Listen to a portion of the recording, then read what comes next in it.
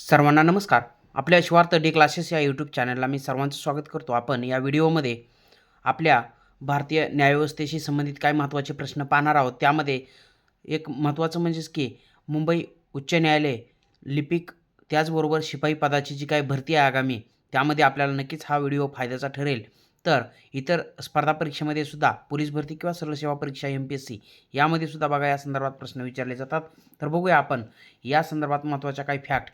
तर सुरुवातीला आपण पाहणार आहोत जे की एक महत्त्वाचं म्हणजेच की भारतीय उच्च न्यायालयाचं जे काय असणारा जे काही इतिहास आहे तो बघणार आहोत आपण या ठिकाणी.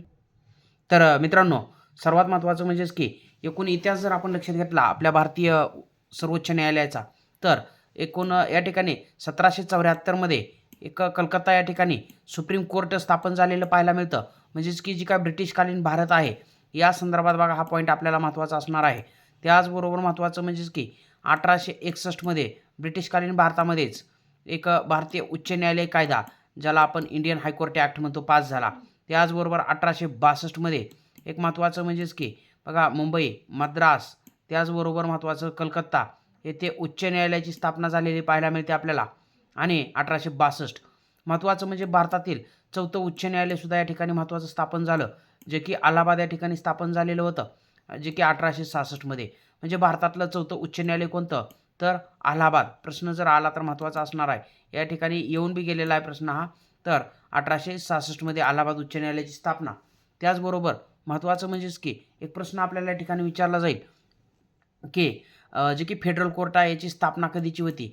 तर 1 ऑक्टोबर 1937 मध्ये दिल्ली या ठिकाणी, ठिकाण लक्षात घ्या, फेडरल कोर्टाची स्थापना झालेली पाहायला मिळते आपल्याला. तर मित्रांनो, या ठिकाणी भारतीय न्यायव्यवस्था ही कशा प्रकारची आहे? तर एकेरी एकात्मक स्वरूपाची आपल्याला ही पाहायला मिळते.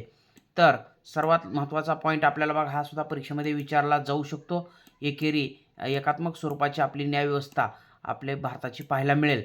सर्वात महत्त्वाचं म्हणजेच की या ठिकाणी आपल्याला आपलं जे काय असणारं उच्च न्यायालय आहे, सर्वोच्च न्यायालय आहे, माननीय सर्वोच्च न्यायालयाची स्थापना बघा कधी आहे? तर महत्त्वाचं 26 जानेवारी 1950 महत्त्वाचं आपल्याला हे साल असणार आहे, तारीख असणार आहे. त्याचबरोबर महत्त्वाचं म्हणजेच की आपल्याला विचारलं जाईल पुढे जाऊन जे की असणारं आपलं जे की माननीय सर्वोच्च न्यायालय आहे, या सर्वोच्च न्यायालयाचे सरन्यायाधीश यांची निवड कोण करतात? तर त्या ठिकाणी आपल्याला लक्षात घ्यायचं आहे की राष्ट्रपती यांच्यामार्फत यांची निवड केली जात असते.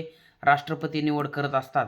आणि महत्त्वाचा पॉईंट म्हणजेच की हे जे काही आपलं असणारं सर्वोच्च न्यायालय आहे, सर्वोच्च न्यायालयातील इतर न्यायाधीशांची संख्या ठरविण्याचा अधिकार कोणाला प्राप्त आहे? तर आपल्या संसदेला प्राप्त असलेला दिसून येतो. हाही प्रश्न महत्त्वाचा बनतो मित्रांनो या ठिकाणी लक्षात असू द्या. सध्या सर्वोच्च न्यायालयात एक सरन्यायाधीश आणि इतर 33 न्यायाधीश म्हणजे एकूण 34 इतकी संख्या पाहायला मिळेल सध्या. भारतीय मूळ राज्यघटना जर आपण बघितली तर यामध्ये सर्वोच्च न्यायालयात एक सरन्यायाधीशासह इतर 7 न्यायाधीश पाहायला मिळत होते. म्हणजे एकूण किती? 8 सुरुवातीला आपल्याला म्हणजे लक्षात येतात. या ठिकाणी भारतीय राज्यघटनेतील कलम 124 ते 147 या कलमामध्ये आपल्याला सर्वोच्च न्यायालयाची तरतूद पाहायला मिळते. त्याचबरोबर सरन्यायाधीशांना जो काय शपथ बघा देण्याचं एक महत्त्वाचं म्हणजे की बघा इथं प्रश्न बनतो महत्त्वाचा, किंवा सर्वोच्च न्यायालयाचे सरन्यायाधीश किंवा इतर न्यायाधीश यांना शपथ देण्याचं काम कोण करतात? तर राष्ट्रपती करतात. महत्त्वाचं म्हणजेच की पॉईंट बघा IMP असणार आहे. सर्वोच्च न्यायालयातील न्यायाधीश पदासाठी जे काय पात्रता आवश्यक असतात त्या कोणत्या कोणत्या असतात? तर या ठिकाणी जे की न्यायाधीश व्हायचं आहे सर्वोच्च न्यायालयामध्ये, त्या ठिकाणी मात्र वयाची काय पात्रता नाही आहे. परंतु मित्रांनो इतर पात्रता मात्र त्या ठिकाणी लक्षात घ्यायची आहेत आपल्याला. तो भारताचा नागरिक असावा. आणि दुसरी पात्रता या ठिकाणी कोणत्याही उच्च न्यायालयात किमान सलग 5 वर्ष न्यायाधीश म्हणून त्यांनी काम केलेलं पाहिजे. म्हणजे की याला बघा ऑरमध्ये अजून आपल्याला एक गोष्ट पाहायला मिळते, किंवा कोणत्याही उच्च न्यायालयात 10 वर्षे वकील म्हणून त्यांनी कार्य केलेलं असावं. आणि महत्त्वाची एक फॅक्ट पाहायला मिळते आपल्याला या ठिकाणी, राष्ट्रपती यांच्या मते ते निष्णात कायदेपंडित असावेत. ही सुद्धा पात्रता या ठिकाणी आपल्याला बघा महत्त्वाची म्हणजे दिसून येईल. तर लक्षात घ्या ह्या पात्रता आपल्याला IMP असणार आहेत. उच्च न्यायालयाचे जे काही असणारे मुख्य न्यायाधीश असतात त्यांना मात्र ही जी की पात्रता आहे निष्णात कायदेपंडित असण्याची, ती पात्रताचं बंधन नाही आहे, लक्षात घ्या. त्याचबरोबर पुढे जाऊन आपल्याला त्यांच्या बाबतीत सर्वोच्च न्यायालयाचे जे काही सरन्यायाधीश आहेत यांना जे की वेतन आहे 2,80,000 इतकं वेतन दरमहा. त्याचबरोबर सर्वोच्च न्यायालयातील इतर न्यायाधीशांना हे जे वेतन आहे दरमहा 2,50,000 इतकं वेतन आपल्याला मिळताना दिसून येतं. सर्वोच्च न्यायालयाचे सरन्यायाधीश यांचं निवृत्तीचं वय आहे 65 वर्ष. पॉईंट खूप महत्त्वाचा असणारा मित्रांनो, यावरती प्रश्न येतो आपल्याला. 65 वर्ष. हंगामी सरन्यायाधीशाची नेमणूक करण्याचा अधिकार कोणाला आहे? तर राष्ट्रपती यांना असलेला दिसून येतो आपल्याला. भारतीय राज्यघटनेचा संरक्षणकर्ता कोण? तर सर्वोच्च न्यायालय, माननीय सर्वोच्च न्यायालय. लक्षात घ्या. मूलभूत हक्काचा हमीदाता कोणाला म्हणतात? हमीदाता. लक्षात घ्या या ठिकाणी एक महत्त्वाचा पॉईंट आहे बघा. सर्वोच्च न्यायालय हे आपल्या या प्रश्नाचं योग्य उत्तर असेल. म्हणजेच की आपले जे काय मूलभूत हक्क आहेत, मूलभूत अधिकार आहेत, याचा हमीदाता माननीय सर्वोच्च न्यायालयाला म्हटलं जातं. न्यायालय अवमान कायदा कधीचा आहे? तर 1971. IMP कायदा असणारा प्रश्न येऊ शकतो.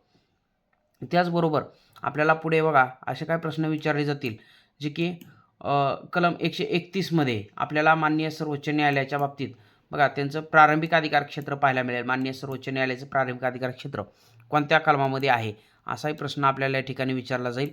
तर कलम 131 प्रारंभिक अधिकार क्षेत्र म्हणजे की असे काही खटले असतात जे की उच्च न्यायालयामध्ये न चालविता थेट सर्वोच्च न्यायालयामध्ये चालविण्यासाठी घेतले जातात.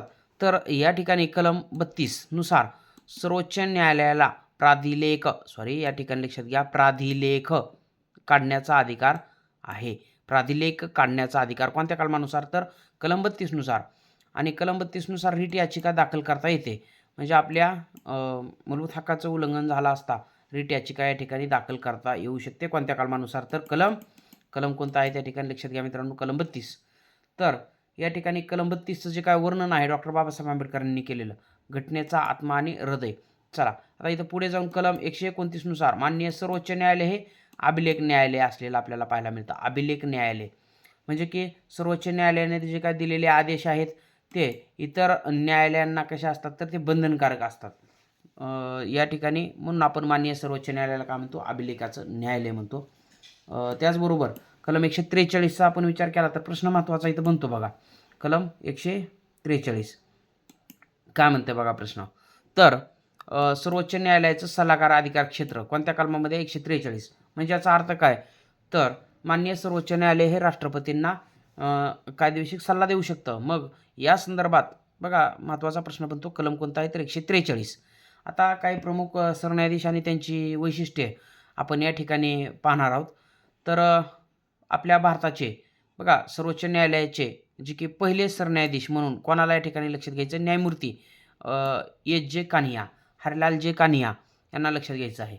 सर्वोच्च न्यायालयाच्या इतिहासातील सर्वाधिक काळ बघा या ठिकाणी सरन्यायाधीश असणारे जे काही बघा सरन्यायाधीश आहेत ते कोण? वाय.व्ही. चंद्रचूड. 1978 ते 85 या काळामध्ये ते सर्वाधिक काळ सरन्यायाधीश राहिलेले आहेत, वाय.व्ही. चंद्रचूड. मग या ठिकाणी कमल नारायण सिंग, न्यायमूर्ती कमल नारायण सिंग जे की सर्वात कमी कालावधीसाठी फक्त आणि फक्त 17 दिवसासाठी ते माननीय सर्वोच्च न्यायालयाचे सरन्यायाधीश राहिलेले होते. नाव काय त्यांचं? तर सर्वात कमी काळ सरन्यायाधीश राहणारे कमल नारायण सिंग. आता या ठिकाणी लक्षात घ्या अलीकडे डी.वाय. चंद्रचूड, न्यायमूर्ती डी.वाय. चंद्रचूड 50वे सरन्यायाधीश होते. त्याचबरोबर संजीव खन्ना, न्यायमूर्ती संजीव खन्ना हे 51व्या क्रमांकाचे सरन्यायाधीश होते. आणि या ठिकाणी न्यायमूर्ती भूषण रामकृष्ण गवई हे 52वे सरन्यायाधीश आपल्याला पाहायला मिळतात. त्याचबरोबर सध्या लेटेस्ट जर बघितलं आपण तर 53व्या क्रमांकाचे सरन्यायाधीश म्हणून त्या ठिकाणी न्यायमूर्ती सूर्यकांत शर्मा हे आपल्याला पाहायला मिळतात. हरियाणाचे आहेत हे लक्षात घ्या. न्यायमूर्ती सूर्यकांत शर्मा कितवे आहेत? तर 53वे आहेत. म्हणजे 2025 पासून ते 2027 असा त्यांचा कार्यकाल आपल्याला या ठिकाणी दिसून येईल. तर मित्रांनो आपण कमेंट सेक्शनमध्ये सांगायचं आहे की आपल्या एकूण माननीय सर्वोच्च न्यायालयाच्या पहिल्या महिला जे की सरन्यायाधीश राहिल्या होत्या त्यांचं नाव काय? तर या ठिकाणी आपण हा व्हिडिओ जास्तीत जास्त आपल्या मित्रापर्यंत शेअर करा. आणि आपण जर माझ्या चॅनलला नवीन असाल तर चॅनलला सबस्क्राईब करा. भेटूया आपण पुढच्या अशाच एक महत्त्वाच्या व्हिडिओसह. तोपर्यंत धन्यवाद. जय हिंद. वंदे मातरम.